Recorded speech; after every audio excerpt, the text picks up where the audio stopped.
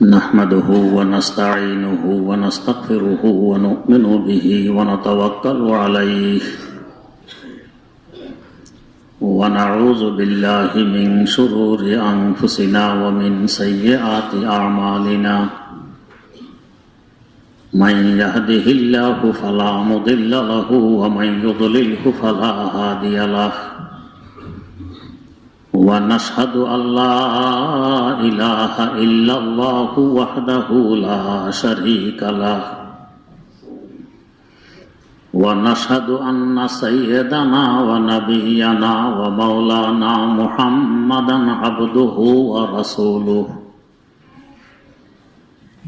أرسله بالحق بشيرا ونذيرا وداعيا إلى الله بإذنه وسراجا منيرا صلى الله تعالى عليه وعلى آله وأصحابه وسلم تسليما كثيرا كثيرا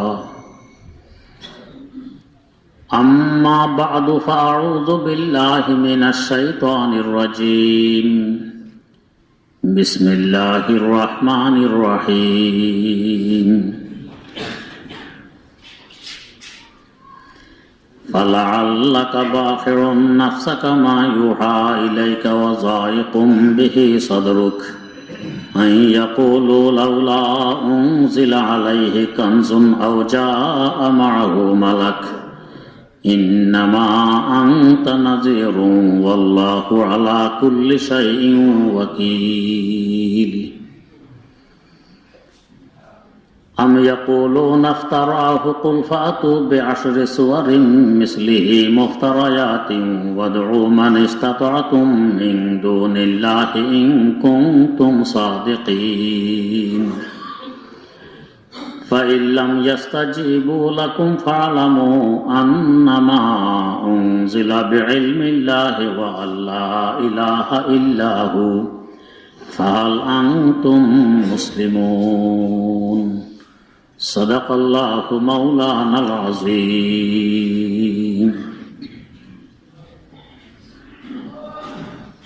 সূরা হুদের 12 নম্বর আয়াত থেকে তেলাওয়াত করা হয়েছে। এর আগের আয়াতগুলোতে কাফের মুশরিকদের অবান্তর কথাবার্তা সম্পর্কে আলোচনা ছিল। এরা বলতো, যদি তুমি সত্যই নবী হও তাহলে আল্লাহ পাক তোমার সাথে একজন ফেরেশতা কেন পাঠাইলেন না? ফেরেশতা এসে বলতো যে ইনি আল্লাহর সত্য নবী, তাহলে তো আমরা মানতাম। এরা বলতো, যদি তুমি সত্যই নবী হও তো তোমার এত আর্থিক দুর্বলতা কেন? বিশাল সম্পদ তোমাকে আল্লাহ পাক দিয়ে দিতেন, সেখান থেকে সম্পদ খরচ করতে, মানুষকে দিতে, মানুষ তোমাকে মেনে নিত। এই ধরনের কথাবার্তা এরা বলতো। যেহেতু সম্পদ বান্দার হাতে নয়, ফেরেশতা অবতীর্ণ হয়ে সাক্ষী দেয়া এটাও বান্দার হাতে নয়, আল্লাহর হাতে। তাই এগুলো বান্দার কাছে চাওয়া না চাওয়া সমান। কিন্তু মানুষ হিসাবে রাসূল আকরাম সাল্লাল্লাহু আলাইহি ওয়াসাল্লামের অন্তরে কষ্ট লাগত। মনে হতো যেন দাওয়াত দেওয়া বন্ধই করে দিই। যদিও এটা তার কল্পনা ছিল না যে তিনি দাওয়াত দেওয়া বন্ধ করে দিবেন, কিন্তু মানুষ হিসাবে মনে একথা আসতে পারে বিদায় আল্লাহ পাক বলতেছেন, ফালাআল্লাকা তারিকুম বাযা মা ইউহা ইলাইক ওয়া যায়িকুম বিহি সাদরুক।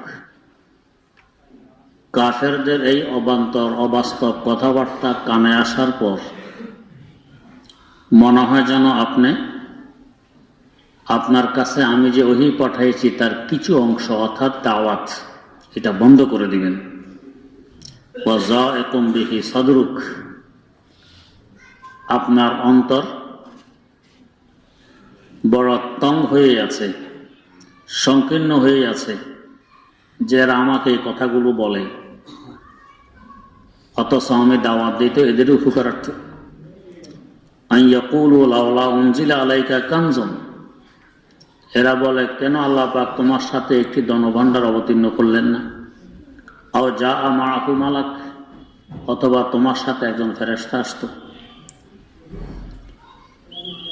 বুঝার বিষয়, ফেরেশতা এসে এদেরকে যে বলবে যে ইনি সত্য নবী, ফেরেশতা কোন সূরতে এসে বলবে? যদি ফেরেশতার সূরত নিয়ে আসে, ফেরেশতার কি সূরত এটা তো আমাদের জানা নেই, তাহলে ইনি যে ফেরেশতা এর কি দলিল, কি প্রমাণ? এখানেও তো এই প্রশ্নটা আসবে যে এই যে ফেরেশতা বলতেছে তুমি সত্য নবী, এই ফেরেশতা এর প্রমাণ কি, দলিল কি? এর জন্য আরেক ফেরেশতা দরকার। তো হে ফেরেশতা যে আবার ফেরেশতা, এর উপরে দলিল কি? তো আরেক ফেরেশতা দরকার। এই সিলসিলার দ্বারা তো শেষ হবে না, চলতেই থাকবে। তাহলে এই দাবি তো অবান্তর দাবি, সঠিক দাবি নয়। আর যদি ফেরেশতা মানুষের আকার আকৃতি সূরত ধরে সাক্ষী দেয় যে ইনি আল্লাহ সত্য নবী, এরা বলতে এই তো মানুষ, তুমি যেমন মানুষ সেও মানুষ, তাই এর কথা আমরা কেন মানব? ফেরেশতা অন্য কোনো মাখলুকের সূরত ধরে আসলে তোমরা বলতে ওর কথা কেন বিশ্বাস করব? একই প্রশ্ন আসতো। তাই এ ধরনের প্রশ্ন যুক্তিসঙ্গত নয়। 2 নম্বর, তোমার সাথে মাল সম্পদ আল্লাহ পাক কেন নাজিল করলেন না? মাল দেখলে আমরা তোমাকে মেনে নিতাম। দিন মালের উপরে নির্ভর নয়, ইয়াকিনের উপরে নির্ভর, আস্থার উপরে নির্ভর। মালের মাধ্যমে যদি কেউ দিন কবুল করে, গ্রহণ করে, এটা স্থায়ী হয় না, 2-4 দিন পরে আবার যে আসে। যেমন বর্তমান বিশ্বে খ্রিস্টানেরা পানির স্রোতের ন্যায় মাল ব্যয় করতেছে মানুষকে খ্রিস্টান বানানোর জন্য। আমরা মুসলমানরা 2 পয়সা ব্যয় করি না। এরপরও পুরা দুনিয়া জরিপ করে দেখেন, গড়ে যত মানুষ ইসলাম গ্রহণ করে এত মানুষ খ্রিস্ট ধর্ম গ্রহণ করে না। কেন করে না? ওরা ধর্ম গ্রহণ করায় মালের লোভ দিয়ে, মাল দিয়ে, আর আমরা করাই আল্লাহ পাকের ইয়াকিনের বিশ্বাস দিয়ে। এটা স্থায়ী হয়, ওটা অস্থায়ী হয়। ওইটা হয় লোভে, আর এটা হয় বাস্তবে। মাল সম্পদ দিয়ে কোনো কাজ সাময়িক করানো যায়, স্থায়ীভাবে করানো যায় না। দ্বিতীয়ত, মাল সম্পদ বেশি থাকলে মানুষ মাল সম্পদের উপরে নির্ভর হয়ে পড়ে, আল্লাহর উপর থেকে তার দৃষ্টি সরে যায়। তাই দেখা গেছে যারা বড় বড় দিনদার আল্লাহর বান্দাদেরকে দিনের দিকে ডাকেন, অধিকাংশরই মাল সম্পদ ছিল কম। এদের আসল কাজ ছিল আল্লাহর বান্দাদেরকে আল্লাহর সাথে জুড়ে দেয়া, এদের মাল সম্পদ কম। হযরত হাসান রাদিয়াল্লাহু তাআলা আনহু, আলী মুর্তজা রাদিয়াল্লাহু তাআলা আনহুর পর পুরা মুসলিম জাহানের ক্ষমতায় তাকে বসানো হইল, খলিফা নিযুক্ত করানো হইল। কিছুদিন পর তিনি এই খেলাফত সাইয়্যিদানা হযরত মুয়াবিয়া রাদিয়াল্লাহু তাআলা আনহুকে দিয়ে দিলেন, এখন থেকে মুসলিম জাহানের খলিফা আপনি। অথচ হযরত মুয়াবিয়া খেলাফতের দাবি কখনো করেননি। বিনা দাবিতে ইনি ওনাকে খেলাফত দিয়ে দিলেন। তো দিলেন, বললেন কি? নবুয়ত আর খেলাফত একসাথে চলবে না। নবুয়তের সিলসিলা, নবুয়তের ধারা, মানুষকে দিনের দিকে ডাকা, এইটা আর ক্ষমতা পরিচালনা, দুইটা একসাথে চলবে না। তাই নবীর বংশের লোকরা দিনের কাজ, মানুষকে দিনের দিকে ডাকার কাজে ব্যস্ত থাকবে, আর খেলাফত এটা চালাবে অন্য বংশের লোকেরা, বলে দিল। তাই দেখা গেছে আজ পর্যন্ত আর সাইয়্যিদ বংশের কারো হাতে ক্ষমতা আসেনি। মিশরে কিছুদিনের জন্য ফাতেমিনরা খেলাফত কায়েম করেছিল, কিন্তু ইতিহাস বলে এরা আসলে ফাতেমি ছিল না, এটা এদের মিথ্যা দাবি ছিল। তো সৈয়দ বংশের হাতে আর কখনো ক্ষমতা আসেনি, খেলাফত আসেনি। এরা দাওয়াতের কাজ করবে। তো মাল সম্পদ দিলে এই মাল সম্পদের হেফাজত, মাল সম্পদ নিয়ে ব্যতিব্যস্ত থাকা দাওয়াতের কাজে ব্যাঘাত ঘটবে। তাই আল্লাহ পাক দুইটা একসাথে দেননি। হ্যাঁ, কাউকে দিয়েছ না এমন নয় যে সকলেই গরিব ছিল যারা দিনের কাজ করে। দিয়েছেন এমন ভাবে সম্পদও আছে, কিন্তু সম্পদ নিয়ে দুই পয়সার মাথা ব্যথা নেই। সম্পদ অটোমেটিক আসে, কিন্তু এই সম্পদও দিনের কাজেই ব্যবহার হয়েছে, এই সম্পদ অন্য কাজে তারা ব্যবহার করেননি। হযরত আব্দুর রহমান ইবনে আউফ রাদিয়াল্লাহু তাআলা আনহু তার অর্থ সম্পদে বরকত হওয়ার জন্য রাসূল আকরাম সাল্লাল্লাহু আলাইহি ওয়াসাল্লাম দোয়া করেছিলেন। রাসূলের দোয়া, সাহাবীর জন্য দোয়া কবুল হয়ে গেছে। এক সময় তিনি অঢেল সম্পদের মালিক হয়ে গেছেন। এক এক বেলায় তার সাথে দস্তরখানে হাজার হাজার মানুষও খাওয়া দাওয়া করত। এরকম সম্ভব, প্রত্যেক বেলায় মেহমান, শত শত হাজার হাজার মেহমান হয়তো। কি ইতিহাস সাক্ষী, দস্তরখানে বিভিন্ন প্রকারের খাবার প্রস্তুত করে রাখা হইতো। এখন মেহমান বসবেন, মেহমানরা বসছেন। মেজবান হযরত আব্দুর রহমান ইবনে আউফ রাদিয়াল্লাহু তাআলা আনহু আসলেন। এত সুন্দর খাবার, এত মেহমান, চোখের পানি ধরে রাখতে পারলেন না। বলতে লাগলেন, আল্লাহর নবী সাল্লাল্লাহু আলাইহি ওয়াসাল্লাম তো এত খাবার খাননি, তার দস্তরখানে এত খাবার আসতো না। কখনো অর্ধ পেট, কখনো আরো কম খেয়ে উঠে যেতে হইত। আর আমার দস্তরখানে এই অবস্থা। আমার তো ভয় হয় যে আখিরাতের কিছু অংশ নিয়ে আল্লাহ পাক আমাকে এখানে দিয়ে দিয়েছেন। এই বলে কান্নাকাটি আরম্ভ করতেন। তার সাথে মেহমানরাও কান্নাকাটিতে লিপ্ত হইত। এই কান্নাকাটিতেই কেটে যেত সময়। দস্তরখান উঠিয়ে নেওয়া হয়তো, কেউ আর খাবার খেতেন না। এই ছিল তাদের সম্পদের অবস্থা। এত অর্থ সম্পদ থাকার পরেও তার জীবনীতে আছে 3 দিন তিনি উপবাস থাকতেন। ওই খাবার দেখে কান্নাকাটি শুরু করতেন, আর খাইতেন না। এভাবে উপবাস থাকতেন। তো তাদের সম্পদ তাদেরকে দিন থেকে মোটেও ফিরাইতে পারেনি, পদস্খলন ঘটাইতে পারেনি। এরকম সম্পদ আল্লাহ পাক দিয়েছেন, ভিন্ন কথা। কিন্তু আল্লাহ রাব্বুল আলামিনের সাধারণ আদত আর অভ্যাস, নীতি, যা আল্লাহ পাক যারা দিনের কাজ করবে তাদেরকে অঢেল সম্পদ দিবেন না। আবার এমনও করবে না যে তারা মুহতাজ হয়ে মানুষের দ্বারা দ্বারে ঘুরবে, ভিক্ষা করবে, এটাও হবে না। যে পরিমাণ সম্পদ থাকলে অন্যের মুখাপেক্ষী হতে না হয়, যে পরিমাণ সম্পদ থাকলে অন্যের কাছে ছোট হতে না হয়, যে পরিমাণ সম্পদ থাকলে বেইজ্জত হতে না হয়, এই পরিমাণ সম্পদ আল্লাহ রাব্বুল আলামিন এদেরকে দিয়ে দেন। যেমন হাকিমুল উম্মত মুজাদ্দিদুল মিল্লাত হযরত শাহ আশরাফ আলী থানভী রাহমাতুল্লাহি আলাইহি, ঢাকার নবাব, তিনি দাওয়াত করলেন। ঢাকার নবাবের নাম না কিছু, নবাব সলিমুল্লাহ। উনি বড় ভক্ত ছিলেন হযরত থানভীর। দাওয়াত করলেন। হযরত থানভী শর্ত দিলেন। কি শর্ত? আমাকে অগ্রিম ভাড়া দিতে পারবে না, রাহা খরচা, রাস্তার খরচ অগ্রিম দিতে পারবে না। 2 নম্বর শর্ত, আমি তোমার ওখানে গেলে আমাকে কোনো হাদিয়া তোহফা দিতে পারবে না। 3 নম্বর শর্ত, আমি তোমার ওখানে গিয়ে কিছু কথাবার্তা বলবো, আমার এই মজলিসের সকল মানুষকে আসার অনুমতি থাকতে হবে। এই নয় যে বড় বড় মন্ত্রী মিনিস্টাররাই থাকবে, গরিব দুঃখী এরা থাকতে পারবে না, এমন হতে পারবে না। নবাব সকল শর্ত মেনে নিয়ে তাকে দাওয়াত করছেন। তিনি আসছেন। তখন তো রেলগাড়িতে আসতে হইতো, ফুলবাড়িয়া ছিল রেল স্টেশন।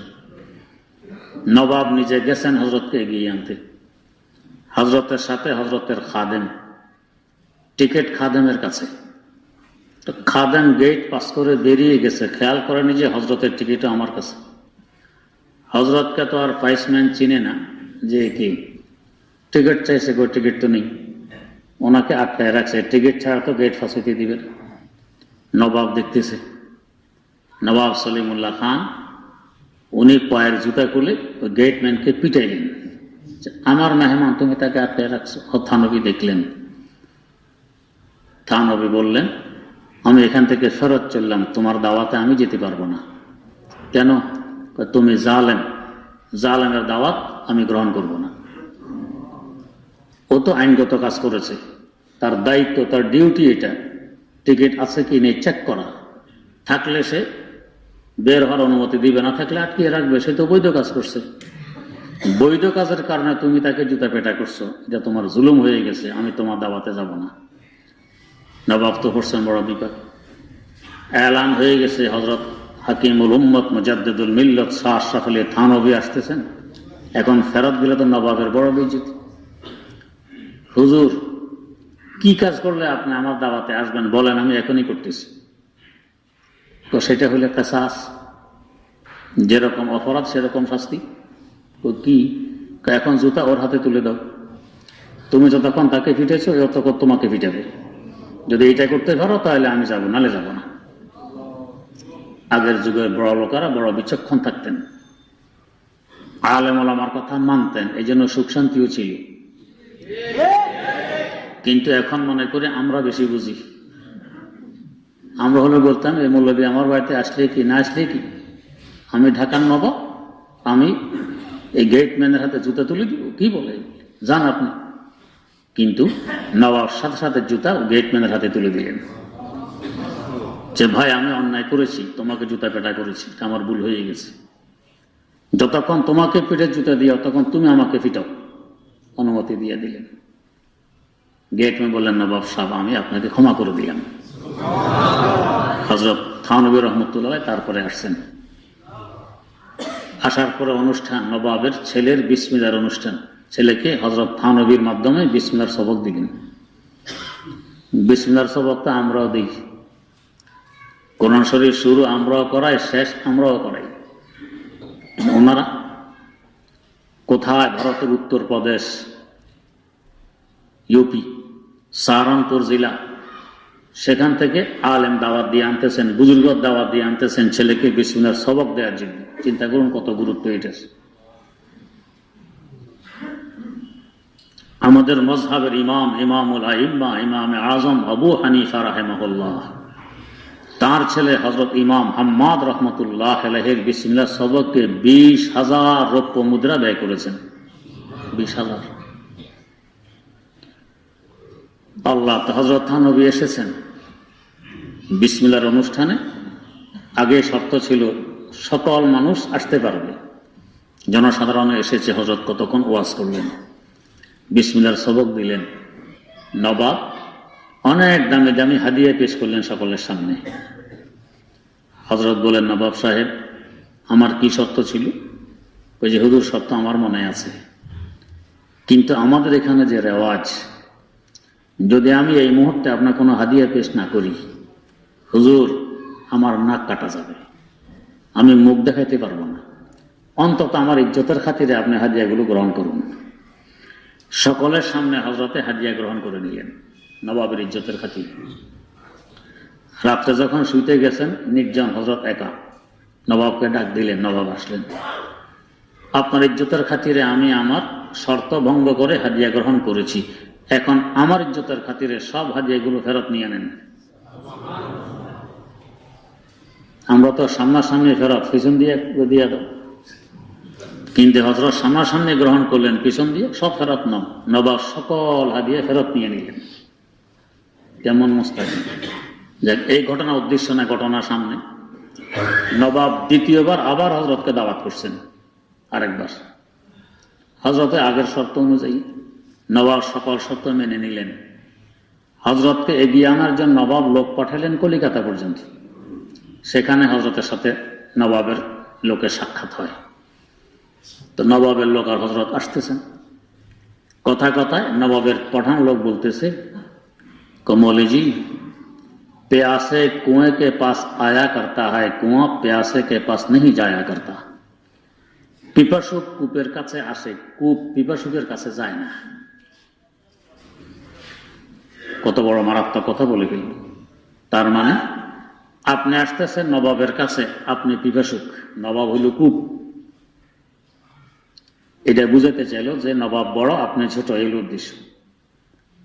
হজরত को फिर मैं वापस चलता हूं, আমি ফিরে যাচ্ছি। কিন্তু বুঝাই দিলেন যে দেখো, তুমি যে কথাটি বলেছ তোমার কথাটি সঠিক নয়। কেন? তুমি বুঝাইতে চাচ্ছ তোমার নবাবের কাছে অনেক সম্পদ আছে, আমার কাছে নাই, আমার কাছেও আছে, বেশ কম, ওর কাছে বেশি, আমার কাছে কম। চলতে যে পরিমাণ সম্পদের দরকার এই পরিমাণ আমার কাছেও আছে। আমি সম্পদের ব্যাপারে কারো মুহতাজ, কারো মুখাপেক্ষী নই। 2 নম্বর, সম্পদ হলো দুনিয়ায় চলতে হলে, আখিরাতে চলতে হলে লাগবে দিন। দিন আমার কাছে যে পরিমাণ আছে তোমার নবাবের কাছে ওই পরিমাণ নেই। তো দুনিয়ার দিক দিয়েও আমি তার মুখাপেক্ষী নই, আমি পিপাসুক নই। দিনের দিক দিয়ে আমি তার মুখাপেক্ষী নই, তার পিপাসুক নই, বরং সে আমার মুখাপেক্ষী। বাস, আমি ফিরে চলতেছি। উনি ফেরত চলে গেলেন, নবাবের বাড়িতে আসলেন না। ওই লোক পাঠানো, এই পাঠান লোকের এই কথায়। তো যারা দ্বীনের দাওয়াত দেন, দ্বীনের কাজে ব্যতিব্যস্ত থাকেন, আল্লাহ রাব্বুল আলামিন তাদের কাফালত, জিম্মেদারি, দায়িত্ব নিজ কুদরতি হাতে নিয়ে নেন। এটা আমার আল্লাহর বৈশিষ্ট্য। সরকার যাকে দিয়ে কাজ নিবে এর বেতন, খাওয়া, থাকা ব্যবস্থা কে করবে? সরকার করবে।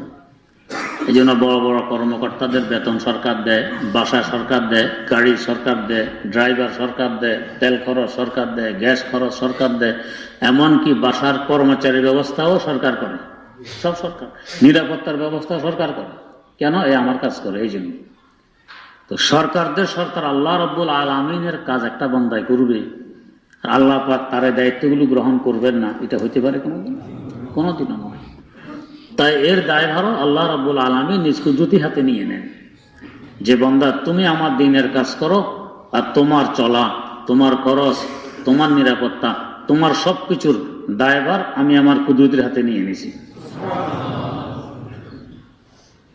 তো আল্লাহ রাব্বুল আলামিন যারা দ্বীনের কাজ করেন, অঢেল সম্পদ এদেরকে দিয়ে ব্যস্ত রাখেন না। এখানে আল্লাহ পাক তাই বলতেছেন, মক্কার মুশরিকেরা, কাফেররা বলে অঢেল সম্পদ তোমাকে কেন দিল না? দিলে বুঝতাম তুমি একটা কিছু, তাহলে মানতাম, দিলেও মানত না। আর এটা দেওয়াটা আমার নীতি পরিপন্থী, বরং কখন কি দরকার এই ব্যবস্থা আমি করব, আগেভাগে তোমাকে দিয়ে ব্যস্ত রাখা দরকার নেই। সরকারি কর্মকর্তাকে সরকার 10 বছরের পয়সা একসাথে দিয়ে দেয়, মাসে মাসে। কেন? এক মাসে যদি একজনের বেতন হয় 50,000 টাকা, বছরে 6 লাখ, 10 বছরে হবে 60 লাখ টাকা। এত টাকা একসাথে দিলে বেচারা পড়বে না পেরেশানিতে?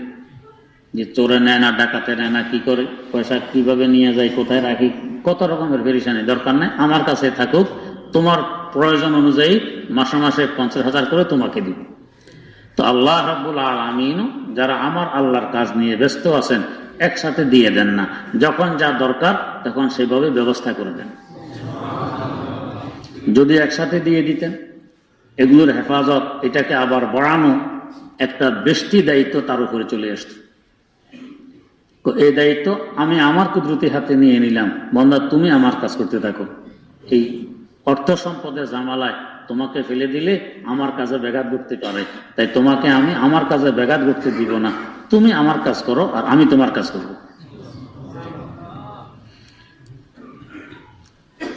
লাউলা উনজিলা আলাইহি কানজুন আও জাআ মালাকু মাআক। তাই আপনার সাথে বিশাল সম্পদের ভান্ডার আল্লাহ পাক দেননি। কিন্তু আল্লাহ পাক একদিন বলছেন, ও নবী, যদি বলেন তো পুরা উহুদ পাহাড় থেকে স্বর্ণ বানাই আপনাকে দিয়ে দিই। হুজুর জবাব দেন, আল্লাহ আমাকে কি দ্বীনের জন্য পাঠিয়েছেন না দুনিয়ার জন্য? তো পাঠাইছে দ্বীনের জন্য, তাহলে পাহাড় স্বর্ণ বানায় দিতে বলেন কেন? আল্লাহ পাক আর দিলেন না। কিন্তু এখন পরীক্ষা নিরীক্ষা করে দেখা গেছে পুরা উহুদ পাহাড়টা নাকি স্বর্ণ। আল্লাহ বানাইয়া তারপরে বলছেন দিয়ে দিস। এই পাথর রেখা দিয়ে দিই এটা বলেন নেই। আল্লাহ পাকের নিয়ম, যখন যেটা প্রয়োজন তার অনেক আগে সেটা করে ফেলেন। আল্লাহ পাক যে বলবেন স্বর্ণ বানাই দিয়ে দিই, বানাইয়া তারপরে বলছেন দিয়ে দিই, পরে বানাইবেন এমন নয়। কিন্তু রাসূল গ্রহণ করলেন না। তাহলে বোঝা গেছে তিনি যে মাঝে মধ্যে ভুকা ছিলেন, ক্ষুধার্ত ছিলেন, এটা ছিল ওনার এখতিয়ারি, ঐচ্ছিক। চাইলে অঢেল সম্পদের মালিক হতে পারতেন, কিন্তু চাননি, এটা ওনার ঐচ্ছিক ছিল। এদিকে তো দেখা যায় হুজুর গরিব, ক্ষুধার্ত ছিলেন, 3 দিন যাবৎ ঘরে আগুন জ্বলত না, এভাবে থাকতেন, পেটে পাথর পর্যন্ত বেঁধেছেন। কিন্তু এভাবে আবার একসাথে 63টি ওট কোরবানি করছেন। সোজা কথা, আমাদের সে কে আছে একসাথে 63টি ওট কোরবানি করতে পারবে? একটা ওট কোরবানি করলে তো পত্রিকায় আসে অমক সদাগর, তা অর্ধেক এরকম দম আসে আর যায়, এরকমের অমক সদাগর ওট কোরবানি করছে, পত্রিকায় আসে। আর হুজুর একসাথে 63টি ওট কোরবানি করছেন, তো চিন্তা করুন কত বড় ধনী। ধন নিজের জন্য নয়, রাখেননি, এবং বলেন যে নবী কখনো ধন সম্পদের ওয়ারিস বানাইয়া যান না কাউকে। তাই নবীর এন্তেকালের সময় কোনো সম্পদ নেই যে কেউ এটার ওয়ারিস হবে, এভাবে ওনারা চলে যান।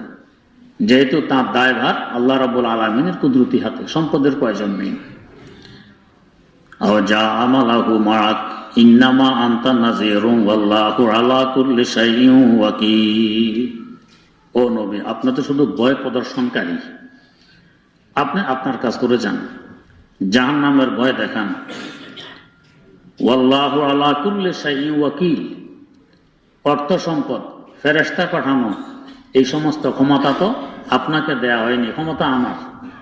আমি চাইলে পাঠাবো না, চাইলে পাঠাবো না, এরা আপনার কাছে চায়, এই প্রশ্নটা অবান্তর। এই নিয়ে আপনাকে পেরেশান হওয়ার প্রয়োজন নেই, আপনি আপনার কাজ করে যান। আম ইয়াকুলুনা ইফতারাহু কুল ফাতু বিআশরি সুওয়ারিন মিসলিহি মুফতারাজাতিন ওয়াদউ মান ইসতাতা'তুম মিন দুনিল্লাহি ইন কুনতুম সাদিকিন। এরা আবার একথাও বলে যে তুমি যে বলো কোরআন তোমার আল্লাহর কালাম, তোমার আল্লাহর কথা ওহীর মাধ্যমে পাঠায়, আমরা মনে করি তুমি বানাই বলো, তো তোমার বানানো কথা। আশ্চর্য হবেন, আল্লাহ পাক রাসূল আকরাম সাল্লাল্লাহু আলাইহি ওয়াসাল্লামকে উম্মি রেখে দিয়েছেন। দুনিয়ার কারোর কাছে তিনি অর্ধেক অক্ষরও শিখেননি, কারোর কাছে অর্ধেক অক্ষরও শিখেননি। আল্লাহ পাকের কুদরত দেখুন, যদি শিখতেন 2টা প্রশ্ন সামনে এসে যেত। একটা আসতো, তিনি তো আল্লাহর পরেই মানুষের উপরে শ্রেষ্ঠ মানব, এর থেকে উপরে তো আর কোনো মানুষ উঠতে পারে না, আল্লাহর পরে যার স্থান। তিনি যদি কারো কাছে শিখতেন তো সে হয়তো তার উস্তাদ, ছাত্র থেকে ওস্তাদের ইজ্জত বেশি, সম্মান বেশি, তো নবী থেকেও বেশি সম্মানই হয়ে যেত যদি কারো কাছে শিখতেন। তাই তিনি কারো কাছে একটা অক্ষরও শিখলেন না, অর্ধেক অক্ষরও শিখলেন না, দুনিয়াতে তার কোনো ওস্তাদ নেই। 2 নম্বর কথা, যদি শিখে বড় শিক্ষিত হইতেন, এরপরে আল্লাহর কালাম পেশ করতেন। মানুষ বলতে শিক্ষিত মানুষ বানায় বলতেছে বড় সাহিত্যিক, এগুলো তার নিজের কথা। কিন্তু জীবনে কারো কাছে শিখলেন না, লেখলেন না, নবুয়ত প্রাপ্তির পরেও তিনি লিখতে জানতেন না। মুআজিজা হিসেবে মাঝে মধ্যে লিখছেন, ভিন্ন কথা, কিন্তু সাধারণভাবে তিনি লিখতেন না, লিখতে জানতেন না। এখন এমন একটি কালাম পেশ করতেছেন, যে কালাম সামনে আসতে মানুষ হয়রান হতে হয়। আরবরা অনেক বড় সাহিত্যিক ছিল, এরপরও তারা এর মোকাবেলা করতে অক্ষম। তাহলে বোঝা যায় এটা নিজের বানানো নয়।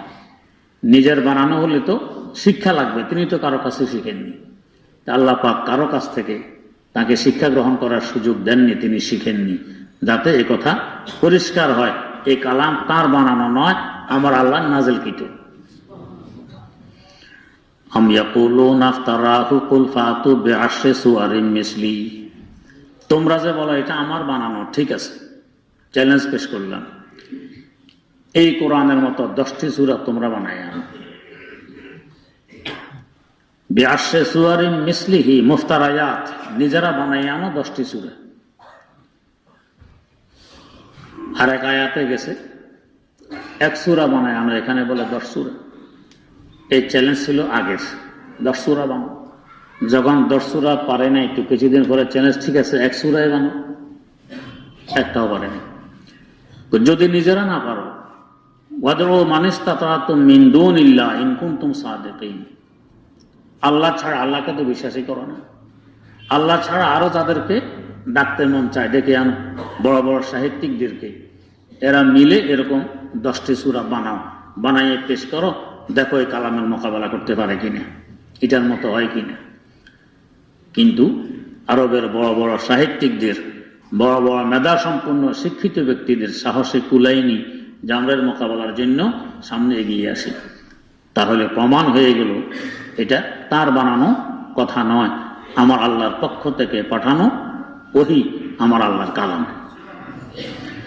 ফাইল্লাম ইয়াস্তাজিবু লাকুম ফা'লামু আন্নামা উনজিলা বিইলমিল্লাহি ওয়া আল্লা ইলাহা ইল্লাহু ফাহাল আনতুম মুসলিমুন। ফাইল্লাম ইয়াস্তাজিবু লাকুম, যদি তোমরা না পারো বানাইতে, পিছনে এক আয়াতে গেছে আসলে পারবেও না, চ্যালেঞ্জ তো করলাম, যদি পারো আসলে পারবেও না। ফা'লামু, তাহলে জেনে রাখো, আন্নামা উনজিলা বিইলমিল্লাহ, অবতীর্ণ করা হয়েছে আমার আল্লাহর এলেম, কোরআনের মাধ্যমে আমার আল্লাহর এলেম অবতীর্ণ করা হয়েছে। ও আল্লাহ ইলাহা ইল্লাহু, এবং আমার আল্লাহ ছাড়া ইবাদতের মালিক আর কেউ নেই। ফাহাল আনতুম মুসলিমুন, এখনই তোমরা আনুগত্যতা স্বীকার করবে না? এত সুন্দর দলিল প্রমাণ সামনে আসার পরেও কি আনুগত্যতা স্বীকার করবে না? কিন্তু ওমান ইউদলিলহু ফালা হাদিয়া লাহু, যার কপাল পুড়ছে, যার বুঝ বেকা, সোজাটা বোঝে না বেকাটা বোঝে, যার কপাল পড়ছে বুঝ বেকা, যতই দলিল প্রমাণ সামনে আনা হোক না কেন এই সোজা কথা বুঝবে না, ওই বেকাটা নিয়ে থাকবে। আমরা বর্তমানে এরকম দেখতেছি, কত সোজা সোজা কথা বুঝবে না, ওই বেকাটা নিয়ে আছে। মান কানা ইউরিদুল হায়াতাদ দুনিয়া ওয়া যিনাতাহা নুওয়াফি ইলাইহিম, এই আয়াতের ব্যাখ্যা একটু লম্বা হবে, আল্লাহ পাক তৌফিক দিলে ইনশাআল্লাহ সামনের মজলিসে হবে।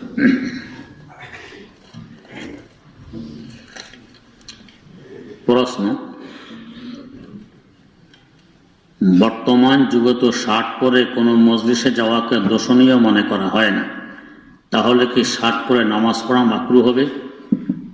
আহসানুল ফতোয়া নামক কিতাবে লিখেছে মাকরু হবে না, তবে এটা বিজাতিদের পোশাক, মুসলমানদের পোশাক নয়। তো বিজাতিদের পোশাক পরিধান করে আল্লাহ পাকের দরবারে দাঁড়াইলাম, আমার এই সিনারি তো তার দরবারে পৌঁছতেছে, আমি নামাজ পড়তেছি কোন সুরতে। এটা কিন্তু যদিও শুনতে মনে হয় সাধারণ ব্যাপার, বাস্তবে এটা সাধারণ নয়, মারাত্মক ব্যাপার, তাই পরিহার করা চাই।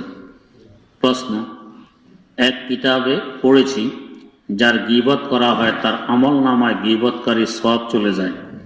এখন যদি গীবতকৃত ব্যক্তির কানে ওই গীবত না পৌঁছে এবং গীবতকারী আল্লাহর কাছে মাফ চাওয়ার কারণে আল্লাহ তাআলা মাফ করে দেয়, তাহলে গীবতকৃত ব্যক্তির আমল নামায় চলে যাওয়া সওয়াব আর গীবতকারীর আমল নামায় পুনরায় ফিরে আসবে, জেনে আসবে না। প্রশ্ন, নাকের চুল কেচে দিয়ে কাটা উত্তম নাকি হাত দিয়ে উঠানো উত্তম?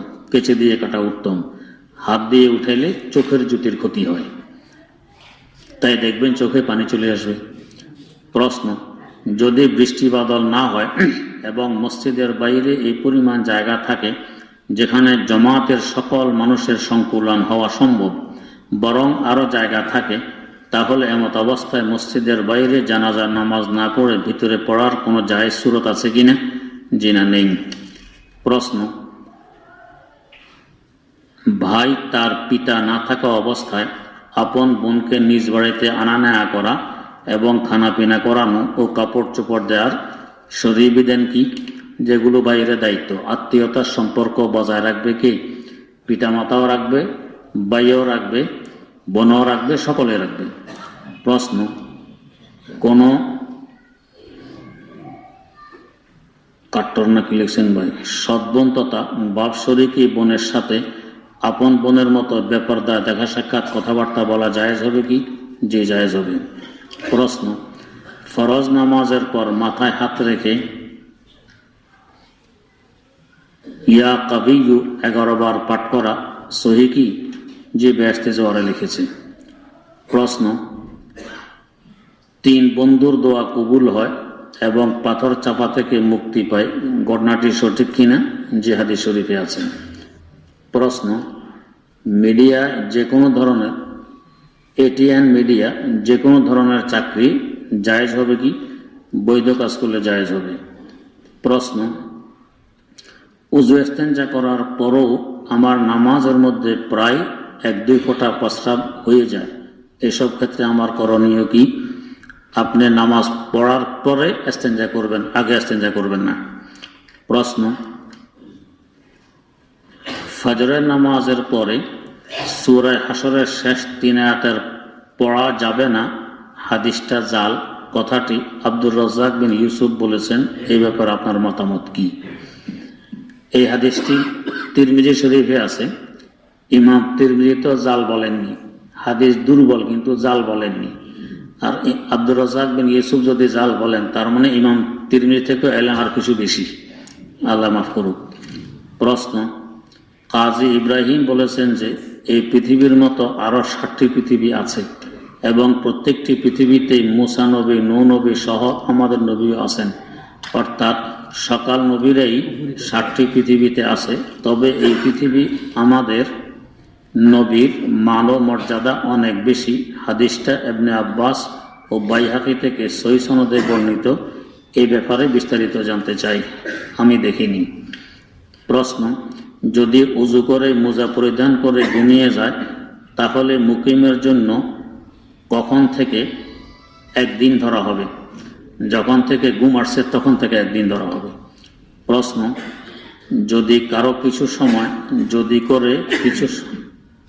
কিছু সময় অতিবাহিত হওয়ার পর মোজা পরে উযু করে হবে, উযু করে কিছু সময় অতিবাহিত হওয়ার পর মোজা পড়ে, তাহলে কি মাসে সহি হবে? জি, সহি হবে। প্রশ্ন, নির্বাচনে যদি ইসলামিক দলের পাশ না করার সম্ভাবনা থাকে, তাহলে ইসলামিক দল ছাড়া অন্য দলে ভোট দিলে গুনাহ হবে? জি না, হবে না, তবে দেখতে হবে তুলনামূলক ভালোকে। প্রশ্ন, ইসলামিক দলের পাশ না করার সম্ভাবনা থাকলে তারপরেও যদি ইসলামিক দলে ভোট দেই, তাহলে কি গুনাহ হবে? কারো কারো দৃষ্টিতে গুনাহ হবে। প্রশ্ন, দীর্ঘদিন সংসার করে নেই, স্বামী স্ত্রী উভয়ে তালাক না দিয়ে অন্য কাউকে বিয়ে করলে শরীয়তের বিধান কি? বিয়ে হবে না, একসাথে থাকলে জিনা হবে। প্রশ্ন, অনেকে নামাজের ভিতর আরবি নিয়ত করাটাকে আবশ্যক মনে করে এবং বিভিন্ন ছোট ছোট নামাজ শিক্ষা বইয়ের ভিতর আরবি নিয়ত উল্লেখ থাকে, তাই আমরাও ওইসব কি পড়ে নিয়তকে আবশ্যক মনে করব? নিয়ত আবশ্যক, আরবিতে বলা আবশ্যক নয়, একবারে বলাও আবশ্যক নয়, মনে মনে আছে আমি অমুক নামাজ পড়তেছি, এইটাই নিয়ত। প্রশ্ন, হক নজুল হিসাবে কোনো প্রার্থীকে টাকা দিয়ে বসিয়ে দেওয়া বৈধ হবে কি? জি না, হবে না। প্রশ্ন, বিমানে কেবলার দিকে ফিরে নামাজ আরম্ভ করি, এরপর বিমান হঠাৎ করে অন্যদিকে ঘুরে যায়, অতঃপর বিমানবালা বলে ও ঠিক কেবলার দিক পরিবর্তন হয়ে গেছে, আপনাদের কেবলা অমুক দিকে, অতঃপর তার কথা মতো সেই কেবলার দিকে ফিরে নামাজ আদায় করি, তাহলে আমার নামাজ শুদ্ধ হয়েছে কি? তার কথা মতো ফিরলে নামাজ শুদ্ধ হয়নি। তার কথা শোনার পর নিজের ইচ্ছায় ফিরবেন, তাহলে নামাজ শুদ্ধ হবে। প্রশ্ন, যদি কেউ নামাজের প্রথম রাকাতে সূরা কাউসার ও দ্বিতীয় রাকাতে ইখলাস পড়ে, তাহলে কি নামাজ হবে? জি, হবে। যদি কেউ মোবাইলে তেলাওয়াত শুনে সাথে সাথে তেলাওয়াত করে, তাহলে কি কোনো সমস্যা হবে? শোনার করা তো একসাথে হয় না, একটা হবে। প্রশ্ন, চাচাতো খালাতো এইসব ভাই ও বোনের ছেলেদের সাথে দেখা করা যাবে? জি না, যাবে না। চাচাতো ভাইয়ের সাথে দেখা বৈধ নয়, তাদের ছেলের সাথে বৈধ হয় কিভাবে? প্রশ্ন, জুমার আজানের সময় কি বেচা কেনা করা নিষিদ্ধ? মাকরুহে তাহরিমি। প্রশ্ন, শরীয়ত অনুযায়ী এক বন্ধু ফ্ল্যাট কিনবে, অন্য বন্ধু কিছু টাকা ঋণ হিসাবে ধার দিবে, ব্যবসায়িক মনোভাবে কিভাবে টাকা পরিশোধ করলে শরীয়ত মোতাবেক হবে? লম্বা জবাব পরবর্তী দেখা করবেন। প্রশ্ন, গর্ভবতী অবস্থায় গর্ভবতী মা কি কি আমল করবে? নামাজ, রোজা, পর্দা, কসিদা, বেশি বেশি তেলাওয়াত, নবীদের জীবনী, আউলিয়াদের কাহিনী, এগুলো পড়বে। প্রশ্ন, বাচ্চা জন্মগ্রহণ করলে তার কানে আজান এবং একামত দেওয়ার নিয়ম কি? এটা মুস্তাহাব। হসপিটালে হলে করণীয় কি? সেখানে এগুলো দিবেন। প্রশ্ন, বাচ্চা জন্মগ্রহণের পর বাচ্চার মুখে খুরমা বা খেজুর চিবিয়ে দেওয়ার বিধান কি? সুন্নত। আলহামদুলিল্লাহি রাব্বিল আলামিন والصلاة والسلام على سيدنا محمد وعلى آله وأصحابه أجمعين ربنا آتنا في الدنيا حسنة وفي الآخرة حسنة وقنا عذاب النار ربنا ظلمنا أنفسنا وإن لم تغفر لنا وترحمنا لنكونن من الخاسرين رب ارحمهما كما ربياني صغيرا رب ارحمهما كما ربياني صغيرا اللهم اكفني بحلالك عن حرامك واغنني بفضلك عمن سواك اللهم أعنا على ذكرك وشكرك وحسن عبادتك وعلى تلاوة كلامك آناء الليل وأطراف النهار واجعله لنا إماما ونورا وحجة يا رب العالمين اللهم إنا نعوذ بك من الفتن ما ظهر منها وما بطن اللهم إنا نجعلك في نحورهم ونعوذ بك من شرورهم اللهم سلط عليهم قلبا من كلابك اللهم سلط عليهم قلبا من كلابك اللهم واقية كواقية الوليد اللهم واقية كواقية الوليد রব্বুল আলামিন কতগুলো গুনাহগার মানুষ বুক ভরা আশা নিয়ে কঙ্গালের ন্যায় আপনার দুয়ারে হাত পেতেছি। মাওলায়ে কারীম, নবজাত শিশুর ন্যায় সকলকে নিষ্পাপ বানাই দিন। ভবিষ্যতের সর্বপ্রকার গুনাহ খাতে, অন্যায়, অপরাধ, জুলুম, অত্যাচার থেকে হেফাজত ফরমান। আয় আল্লাহ, দুশ্মনের দুশ্মনী থেকে, জালেমের জুলুম থেকে, হিংসুটের হিংসা থেকে, অনিষ্টকারী অনিষ্ট থেকে, চাঁদাবাজের চাঁদাবাজি থেকে, মস্তানদের মস্তানি থেকে, শত্রুর শত্রুতামি থেকে আমাদের সকলকে হেফাজত ফরমান। আয় আল্লাহ, দুনিয়া ও আখিরাতে উজ্জ্বলময় জিন্দেগি নসিব করুন। মাওলায়ে কারীম, সামনে যে আমাদের জাতীয় নির্বাচন, মেহেরবানি করে এমন মানুষদেরকে নির্বাচিত হওয়ার তৌফিক দেন যাদের দ্বারা দিনের উপকার হবে, দেশের উপকার হবে, জনগণের উপকার হবে। আয় আল্লাহ, মেহেরবানি সকলকে সঠিকভাবে সাক্ষ্য দেওয়ার তৌফিক দান করুন। আয় আল্লাহ, আমাদেরকে রোগ ব্যাধি থেকে হেফাজত ফরমান, সুস্থতার সাথে দীর্ঘ হায়াত নসিব ফরমান। অন্তরের সকল জায়েজ আশা আকাঙ্ক্ষাগুলোকে পূরণ করে দেন। মাওলা, যেদিন দুনিয়া থেকে বিদায় ডাক দিবেন, তৌহিদ নিয়ে বিদায় নেয়ার তৌফিক দান ফরমান। সাকারাতুল মউত তথা মৃত্যু যন্ত্রণা থেকে হেফাজত ফরমান। আয় আল্লাহ, কবর জগতে দুলহা দুলহানের ন্যায় ঘুমিয়ে রাখুন। রহমতের বাতি দিয়ে কবর অন্ধকারকে দূর করে দেন। কাল কিয়ামতের মাঠে প্রচন্ড রৌদ্রের সময় আরশে মুআল্লার একটু শীতল ছায়া নসিব ফরমান। আয় আল্লাহ, প্রচন্ড গরমের দিনে মেহেরবানি করে পয়গাম্বরী হাতে হাউজে কাউসারের শরবত নসিব করুন। বিপদের সময় রাসূল আকরাম সাল্লাল্লাহু আলাইহি ওয়াসাল্লামের শাফাআত নসিব করুন। আয় আল্লাহ, হিসাবের সময় নেকির পাল্লা ভারী, বদির পাল্লা হালকা করে বিনা হিসাবে জান্নাতুল ফেরদাউসের মালিক বানাই দিন। জান্নাতে বারবার আপনার দিদার নসিব ফরমান। তো খুজবিল লুৎফিক ইয়া ইলাহি মাল্লাহু জাদুন কালিল, খুজ বিলুৎফিক ইয়া ইলাহি মাল্লাহু জাদুন কালিল, মুফলিসান বিসিদকিয়াতি ইনদা বাবিক ইয়া জালিল। যামবুহু যামবুন আযীমুন ফাগফিরিজ যামবাল আযীম, ইন্নাহু শাখসুন গারীবুন মুযনিবুন আবদুন জালিল। তাআলা ইয়া রাব্বি যুনুবি মিসলা রামলিন লা তুআদ, ফা'ফু আন্নি কুল্লা যামবিন ফাসফাহিস সাফহাল জামিল। কাইফা হালি ইয়া ইলাহি লাইসা লি খায়রুল আমাল, কাইফা হালি ইয়া ইলাহি লাইসা লি খায়রুল আমাল, সুউ আমালি কাসীরুন যাদু তাআতি কালিল। মিনহু ইসয়ানু ওয়া নিসয়ানু ওয়া সাহবুন বা'দা সাহব, মিনকা ইহসানু ওয়া ফাজলুন বা'দা ইতাইন জাযীল। হাবলানা মুলকান কাবীরান নাজ্জিনা মিম্মা নুখাফ, রব্বানা ইজ আনতা কাযিন ওয়াল মুনাদি জিবরাইল। কুল নারিন আবরিদি ইয়া রাব্বি ফি হাক্কি কামা, কুলতা কুলনা নারুকুনি আনতা ফি হাক্কিল খলিল। আনতা শাফি আনতা কাফি ফি মুহিম্মাতিল উমুর, আনতা রব্বি আনতা হাসবি আনতা লি নি'মাল ওয়াকিল। عافني عن كل داء واقض عني حاجتي إن لي قلبا سقيما أنت تشفي للعليل إن لي قلبا سقيما أنت تشفي للعليل أنت شافي أنت كافي في مهمات الأمور أنت ربي أنت حسبي أنت لي نعم الوكيل هب لنا ملكا كبيرا نجنا مما نخاف ربنا إذا أنت قاض والمنادي جبرائيل أين موسى أين عيسى أين يحيى أين نوح أين موسى أين عيسى أين يحيى أين نوح أين يا عاصي دلا وارتب إلى مولى الجليل ربنا تقبل منا إنك أنت السميع العليم وتب علينا إنك أنت التواب الرحيم سبحان ربك رب العزة عما يصفون